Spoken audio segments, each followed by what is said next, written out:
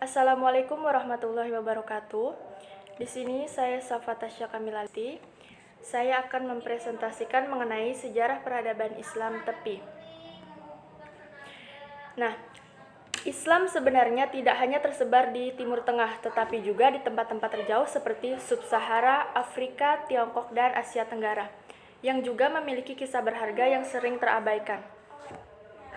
Nah, pembahasan kita kali ini yaitu yang pertama di Afrika Barat, kedua Afrika Timur, ketiga tentang budak Afrika dan Amerika, yang keempat Tiongkok, yang kelima India, dan yang keenam Asia Tenggara. Baik, yang pertama yaitu di Afrika Barat. Nah, Islam berkembang lambat di kalangan penduduk lokal karena kelompok mereka adalah kelompok pedagang bukan misionaris. Kerajaan Islam pribumi pertama di Afrika Barat adalah Mali yang terletak di delta Niger. Kerajaan ini didirikan pada 1200-an oleh tokoh mistis Sundaita Keita, penguasa setengah Islam bagi rakyat Mandinka. Kerajaan ini tumbuh menjadi kerajaan terkaya dan terkuat pada masa itu. Pusat keilmuan Mali adalah Timbuktu dan Mali menjadi salah satu pusat pengetahuan Islam terkemuka di dunia pada saat itu.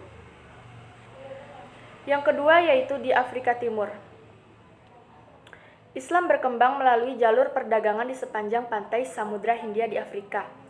Islam awalnya masuk ke Afrika Timur di pantai bagian paling utara, yang paling dekat dengan Arab. Oleh kehidupan orang Sawili, Islam ini dianggap sebagai agama pribumi Afrika, bukan agama paksaan.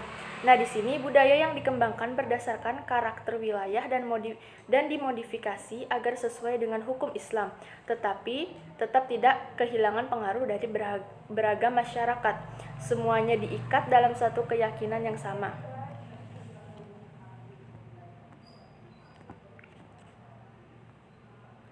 Selanjutnya yaitu tentang budak Afrika dan Amerika.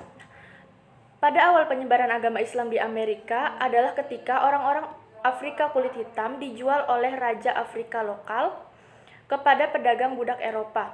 Pada saat terjadi perdagangan budak ini, kebanyakan budak yang dibawa ke Amerika adalah Muslim.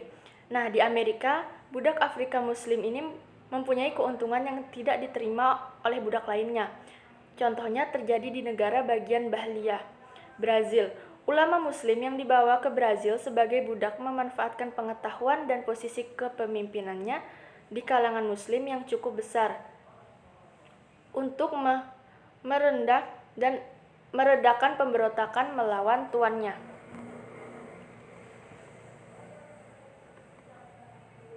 Selanjutnya yaitu di Tiongkok.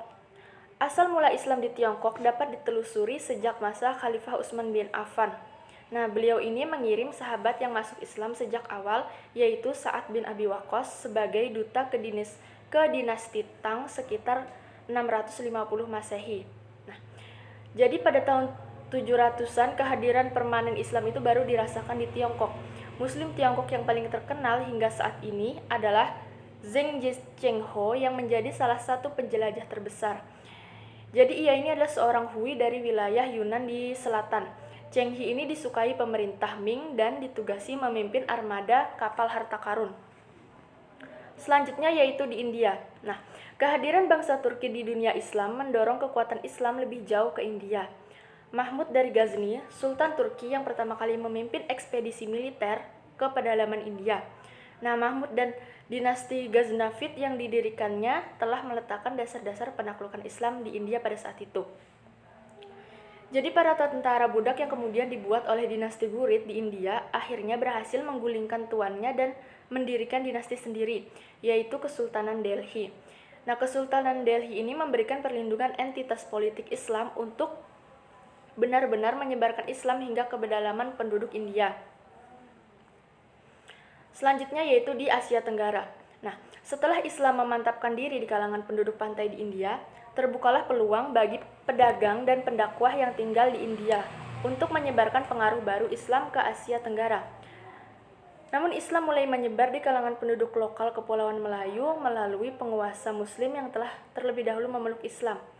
Jadi kerajaan Islam yang pertama berdiri yaitu Samudra Pasai yang terletak di Pulau Sumatera pada tahun 1200-an. Nah, dari kerajaan Samudra Pasai inilah Islam kemudian menyebar ke timur hingga Kerajaan Malaka yang berdiri sekitar tahun 1400 Masehi. Nah, mungkin itu saja presentasi dari saya, kurang lebihnya mohon maaf. Wassalamualaikum warahmatullahi wabarakatuh.